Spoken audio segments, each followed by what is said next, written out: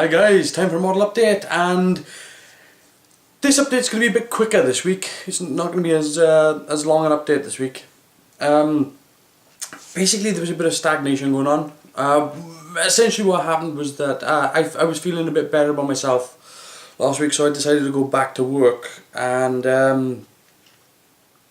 boy did my doctor give me a bollocking for that one, because I didn't actually have doctor's approval really to go back to work. What I'd done was I let my sick paper run out and then told work, you know, I'm going back.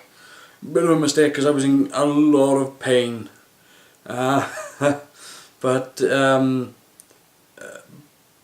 know, you do what you got to do really. So yeah, I was in a lot of pain, and so come when it came to having some time off work, I was recovering, so I really couldn't work on anything. But I've still got stuff done, and I've still got progress made on Red Dwarf. So enough of my rambling, let's get into the update. Moving on. Okay, so we're back over on my rough and ready workbench, and as you can see here, I've got the mould for the fork. I've got the master here, and as you can see, it came up with absolutely no damage, which is good, which just means that if anything does happen to this mould, I can just remold this and run another one. But it's come up with no damage, so I'm fine with that. I've got the first one out of the mould. As you can see, you know, there's a bit of flash on there, but it is actually quite nice. It's come out really well. So you can see there, you know, all the details are captured nicely. But what I've got now is with the mould. If you take a look at the mould here, you can see where I've taken it out. You can see that it's got quite this sort of messy edge. Now sometimes you would clean that up, but I'm not bothering to do that, because basically what I'm doing is I'm using it as a guide for the level. So I'll pour resin in, run resin through the mould, and when it gets to this level, I know that's enough resin and I can just stop. The other thing I've done is I've put it on this piece of acrylic to keep it nice and flat, and to make sure it's level, I've got this rather long builder's spirit level, and I'm just resting it on there, so I can check in the level here to make sure that it is perfectly level, which is useful for when you pour in resin. Otherwise you can end up with parts whereby you'll get a pool in one end, and you don't want that. Now the next thing I'm doing as well is I'm mixing up some resin, and as you can see, I've got one of my little cups here, and instead of actually mixing up some resin, a little bit of resin in this one, and then having to throw it away, what I'm gonna do is I've got some tin foil. I'm gonna take the tin foil, and I'm just gonna put my thumb in it, not press down too hard because I don't want to puncture it, and I'm just gonna press that into place, just to make a little tin foil cup. And then I'll put a little spout on there for pouring. And now what I can do is I can mix a small quantity of resin in here, pour that into the mould. I can take that foil out when it's done, throw it away, and I haven't wasted a cup. I know I don't pay a lot for these cups, but if you imagine if you're making up a lot of these moulds and you're only using a little bit of resin at a time, you'd go through a load of them. So yeah, I just put a little bit of foil in there, use the foil as a cup, and that'll save you on having to buy these over and over. So no big trick here for mixing up the resin, it's just a 2-part resin as normal. Got a little bit of a mixing stick there. So I'm just going to pour a little bit in here. I'm sorry if I block the camera at all, but I'm not looking at what's going on in the lens, I'm looking at what's going on the table. I don't like cocking stuff up. So just put in about 50% of each. Yep, that'll do. And just give that a quick mix in there. Now I don't want to be rough with this, that's why I've chosen the round lollipop stick.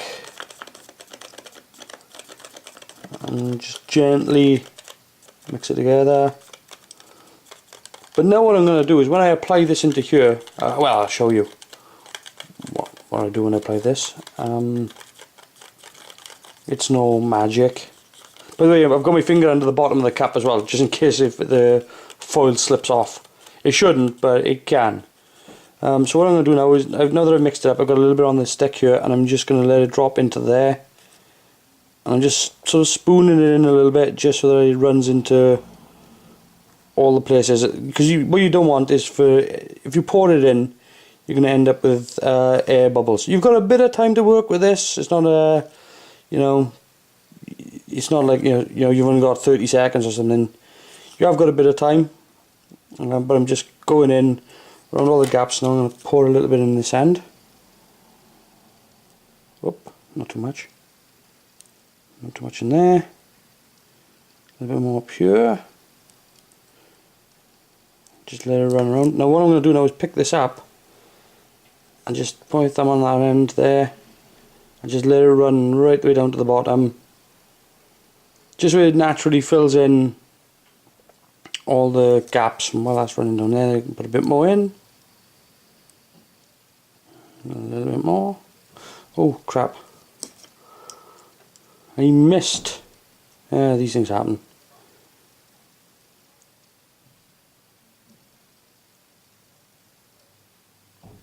There we go. You can see it just popped to the top there. Let's put a bit more in.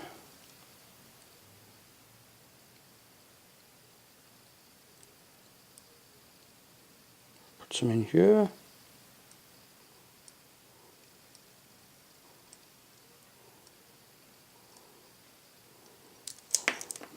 Now what I'm going to do is I'm going to bring the stick down here. See that air bubble pop up then? And the same here. Look, look, look, the air bubbles coming up to the top. That's exactly what I need. I'll just scrape this back over the top of it.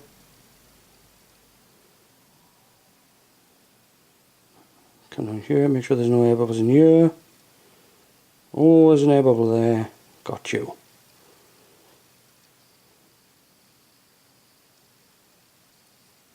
Put that back in, put that down. It's just starting to thicken, so I need to be quick.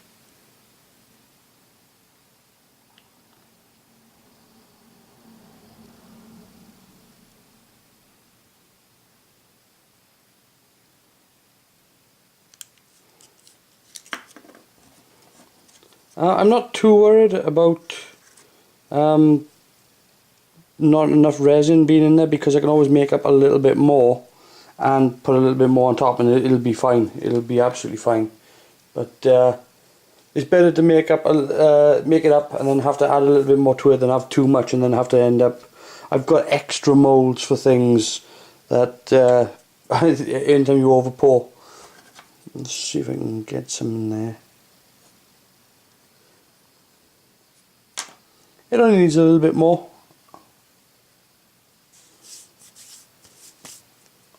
Can I make up some now? Maybe. Let's put a little bit more in there. And a little bit more in here. I probably just took a little bit too much time working on it. Normally I would work a little bit quicker, so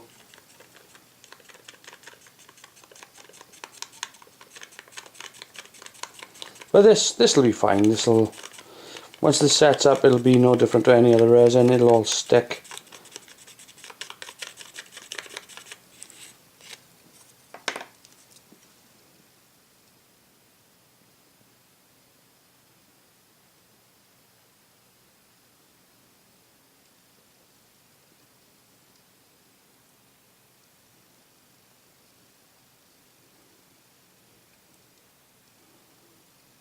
That should be good.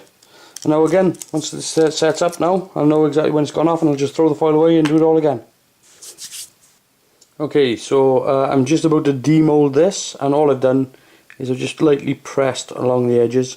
Particularly when you've got something delicate like this, what you want to do is probably do the most delicate parts first and just gently press it away. All I've done really is gone down the edge and just pulled the sides, so it's sort of broken the seal there. I'm not really trying to pop it out in one go. I'm trying to sort of coax it out, tease it. I'm teasing it out. There we go. So, but yeah, do the most delicate parts sort of first, so you can make sure they're okay. And if I just pop my finger behind there, try not to bend. Oh, look at that. Don't worry about that. And it's not too bad. It's a little bit of a repair job got to be done by there. Nothing major. I think that's actually hollow there. Potentially. Yeah, that's nothing. I can make up a little bit of epoxy and drop that in there, but that's fork number 2. Time to clean this up and make up some more. Okay, so I'm working on one of the boosters now, and I'm getting these done, ready to fit it. And as you can see there, I've painted the support stem matte black, and I've also painted the inside a nice bright silver. It's difficult to see that on camera because it's obviously you're kind of in your own light there. So now what I'm doing is I'm just doing a bit of weathering, and what I've got is a brush that's got a bit of gunmetal on it. In fact, it's got a bit too much gunmetal on it. Let's just take some of that off. Cool. Excellent. I'm just going to hit these edges with some gunmetal. I'm not worried too much about it. I'm just trying to sort of catch the odd edge here.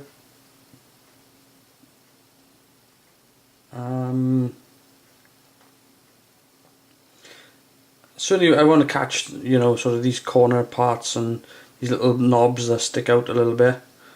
Those sort of parts. But I'm not trying to be too fussy about, you know, how much paint is left on there. I don't know if you can see that. So it's just really sort of, oh, that's a bit much, and just rub that back. Ah, that's okay. Fine, that's what weathering's for. It's for randomness. Just keep going. This is the problem when you when you're looking at the camera instead of looking at what you're doing. It'll be fine. It's highlighting these edges. There you go. I think that's enough on there.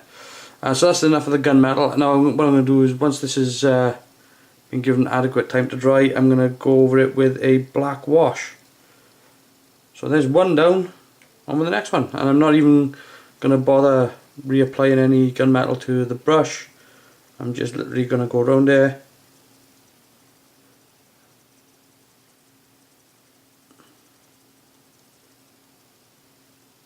To the edge.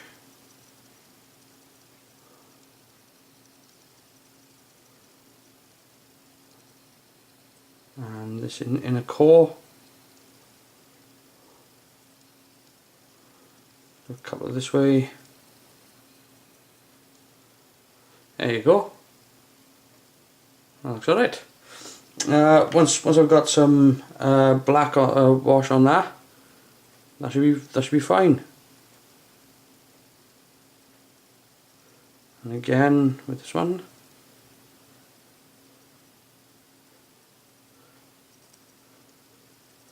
I'm not hitting it hard, I'm just sort of lightly sort of touching it, and whatever comes off, whatever doesn't. I'm not being firm with it. Sometimes if I press down a bit hard, I can go a bit hard and get these edges like this. But for most of the time I'm just sort of feathering it on.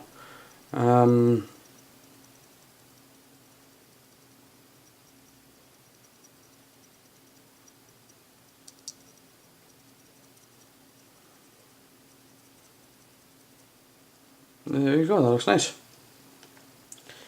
Keep going. I'm going to get the rest of these done, and then it's on with the black wash. Okay, so while I'm letting the boosters dry off and wait before I can do any more weathering to them, I've got these bridge pieces here that I've printed out. And in the last video I said about how when it came to filling and working on 3D printed parts, it's probably best to use filler or primer and not to use epoxy. You can, I said, but you know, it's not really necessary. And then I went and applied epoxy to these. So even though it sounds like I was being a bit hypocritical, there is a reason for why I used epoxy on this, and that's because these bridge parts need to be able to illuminate, because there's going to be a lot of windows across these. And with epoxy on these, you can see that they do actually they glow quite nicely. So that's why I put epoxy on these, and you can see how it's going to illuminate, which lights up quite nice there actually. So yeah, that's why I used epoxy on those. I mean, it comes down to personal choice, you know, and obviously the situation that you're in. But now that I've got epoxy on here, I've left it harden, and now what I'm going to do is I'm going to just get a bit of sandpaper and just start sanding it down, just to get some of the shape on, back.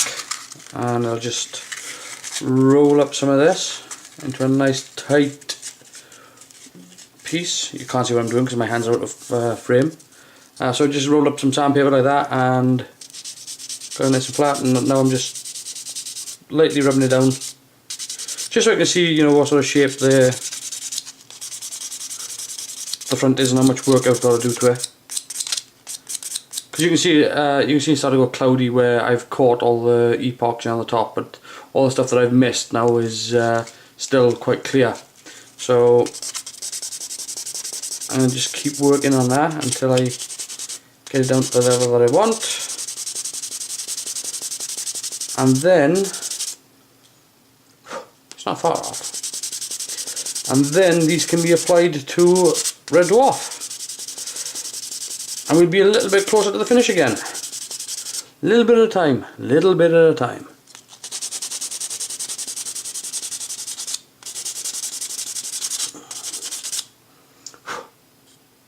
So I got the engine bells weathered up, and you can see, you know, it looks quite good. It's quite nice. You can see some of the bit of definition out to some of the lines. You can see some of the metal coming through from where I gunmetaled the corners and edges and so on. And it looks quite good. It looks quite nice. So these are now, I've got to wait for these to properly set up. They still dry in, but once these are set up, then I can install them into this here and start putting the engine bell section together. So yeah, and there you go. You can see I've got the engine cluster together, but there. Now obviously there's some light leaks here and there through there, but it does look pretty good. There's a couple of little issues, like I said, you know, things that have got to be worked out, but I mean it does look pretty solid. So like I said, you know, there's things that have got to be worked out here or there, but they're only small things. But the engine cluster, I'm not really keen on the fact that this one's quite dark here, but it does look somewhat good. Good. Like I said, with the light leaks, you can see the light leaks come up through the stems there. There's a few of them in there. It just means I've got to put some black on the inside, really, because all this isn't together. But so I can just paint black on the inside there, and yeah, bright. And I'm using a cold white for the engines. I've also marked it, put a little mark there and a little mark there. Whoop, I was trying to point at what I'm looking at. Put a little mark there, and the same on the other side, just so I got something to help align it up. But the engine cluster does look pretty fine. I'm quite happy with that. Obviously, you know, the light leaks and everything, you know, to work out. I mean, look at it. It's glowing.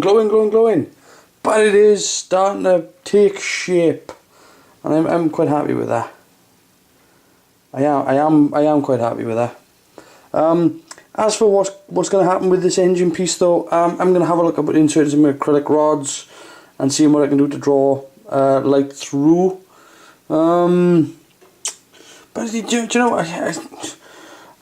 it is one of those things. It's going to be a preference thing, but I do like how the honeycomb does fit together properly.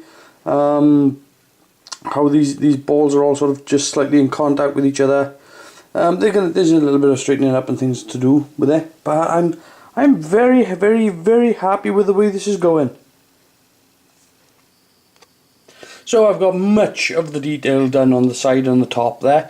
There's detail that's got to go in here, and there's a little bit of detail that's got to go in here. On the top, it's just these two pieces here and these two pieces here are going to be detailed up. And obviously this piece here. But there's obviously I've got to do the front end, obviously, but I'm doing it a bit at a time and plodding along, getting it done.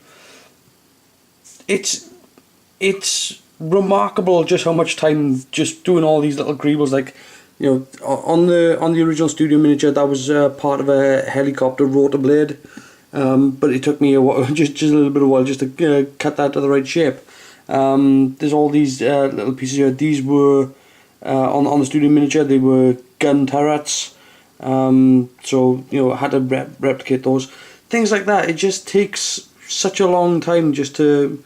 Because if you get it right, then you're happy with it, and you can just move straight on and do the next thing. But you get it wrong, and you just like, damn it, you just waste all that time, and you're gonna start over again. But it's it's not really stressful. It's just I'm probably making a little bit more of that than what it is. But it can be frustrating, of course. But yeah, so it's starting to really sort of detail up now and starting to look. Pretty good. Hopefully it won't be too much longer before I'll be able to start doing these trenches. I think I'm going to leave those till last though. I think I'm gonna get everything else done first and leave them.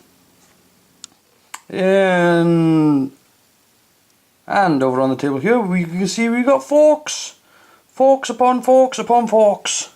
Yes, and they all look really nice. So yeah, this is the latest one out. You can see there's plenty of flash on that, but I'm not worried about that. A little bit of going around it with a scalpel and a bit of flat sanding and some surgery, and that'll be fine. Yeah, so things are starting to come together. Things are really starting to come together now. Okay, I'm going to leave that there. It's been a bit of a mishmash, a bit sort of chaotic, because I've been going from one thing to another thing to another thing. But really, I've just been doing it in the order that has been happening. You know, I've had to sort of do one thing, wait for that to set up, then move to another thing, wait for that to set up. So it's been a bit of a jumble. But I'm at a point with Red Dwarf now whereby I don't foresee it. And I know I keep saying it, but I don't foresee it being too long before there's really paint on it.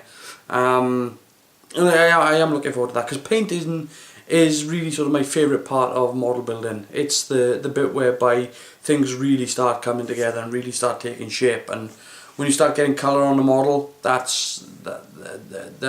gives me no end of pleasure. As for the update now, there's not going to be a model update next week. Basically, there's no big issue really. It's just the fact that my son's going to be coming over for a visit, and I don't get to see him that often. So we're going to be spending the week together, and so I'm going to put aside working on Red Dwarf to spend the week with him, make him a priority, and I'll be back to it the week after. So yeah, that's the model update for now. If you've enjoyed this model update, feel free to like and comment on this video. Feel free to share this video, subscribe to this channel. But until next time, I'll see you later, guys.